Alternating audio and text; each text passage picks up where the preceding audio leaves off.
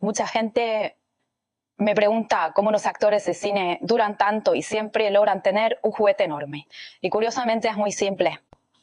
Hoy les voy a revelar un truco azul muy simple que en la industria del cine les oculta a todos ustedes.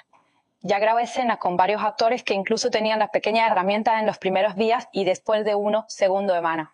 Ya eran 5 bastar, incluso 7 pulgadas más, durando mucho más de 1 hora de filmación sin hacer ningún corte de escena.